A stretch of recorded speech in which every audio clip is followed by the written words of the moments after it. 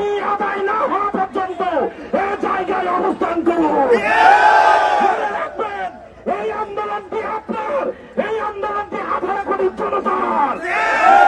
শুধু পিলখানায় 2009 সালে 26 এবং 25 ফেব্রুয়ারি নির্বিচারে গুলিবর্ষণ করে আমার বিটিআর ভাইদেরকে হত্যা করেছিল। এটার নাম দিয়েছিল শেখ হাসিনা হত্যা, এটার নাম দিয়েছিল শেখ হাসিনা বিদ্রোহ। আপনারা কি বিদ্রোহ করেছিলেন? আপনারা কেউ বিদ্রোহ করেননি। যদি আমরা অপরাধী হয়ে থাকি সেটা আবার প্রমাণ করেন, তবে শেখ হাসিনা যে তদন্ত রিপোর্ট জমা দিয়েছেন সেটা আমরা মানি না, সেটা প্রত্যাখ্যান করছি। আপনারা আমার কথা বুঝছেন?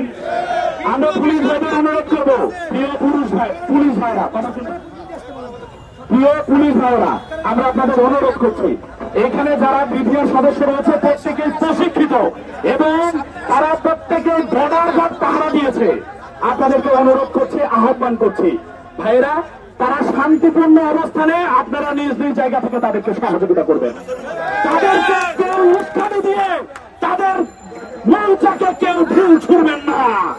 যদি মৌচাকে কেউ ঢিল ছুড়েন, আন্দোলনকে ভিন্ন খাতে সবার দোহাই দিয়ে অন্যদিকে দেওয়া হয়, তাহলে এই 18,000 বিডিআর সদস্যের পরিবার কেউ মেনে নেবে না।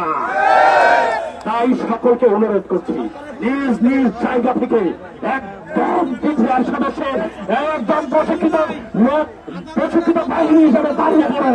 আরামে যেভাবে দাঁড়ান, যেভাবে সতর্ক গ্রহণে দাঁড়ান, যেভাবে পুঁজিতে দাঁড়ান, সেইভাবে সবাই বসে পড়ুন। বারবার বলতেছি, আমরা 2009 সালে মারা গিয়েছি, 2009 সালে মারা গিয়েছে। নতুন করে আমাদের মৃত্যুর কোন ভয় নেই। আধা ঘন্টার ভিতরে যদি স্বরাষ্ট্র উপদেষ্টা এসে দেখা না করে, আমরা সচিবালয় থেকে যাবই যাব এবং আমরা স্থান ত্যাগ করব না। আমরা আমাদের আন্দোলন আমরাই করব, ইনশাল্লাহ আমরা আমাদের অধিকার ফিরিয়ে আনবই। ছাত্র সমাজের মাঝে অনুরোধ করছে, আপনারা আমাদেরকে 1 সপ্তাহ সময় দিবেন না প্লিজ। আপনারা যদি আমাদেরকে সহযোগিতা করার হয়, এই মুহূর্তে আমাদের সাথে একাত্মতা প্রকাশ করে মাঠে দাঁড়ান। আপনাদেরকে আমরা মাথার মুকুট করে রাখবো। প্রিয় ভাইয়েরা, আপনারা কোন ভয় ভীতি না করে কেউ কোন প্রকার আন্দোলনের মাঠ ছেড়ে যাবেন না। মরতে হয় প্রথমে আমি মরবো, আমি আপনাদেরকে আবারও বলছি, মরতে যদি হয় আমি মরবো। কেউ স্থান ত্যাগ করবেন না, কেউ স্থান ত্যাগ করবেন না।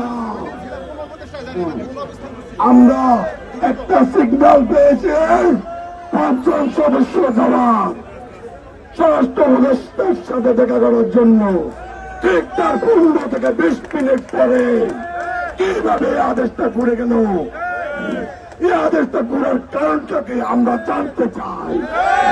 প্রিয় স্বরাষ্ট্রমন্ত্রী উপদেষ্টা মহোদয়, আপনি আমার অভিভাবক ছিলেন, আপনি আমার বাহিনীর প্রধান ছিলেন, প্লিজ আপনি আসুন, আমাদের দুঃখের কথা শুনুন এবং আমাদেরকে সান্ত্বনা দিয়ে দেন। আপনি, আমরা আপনার সন্তান ছিলাম, আপনি এখন সেই অভিভাবক আছেন।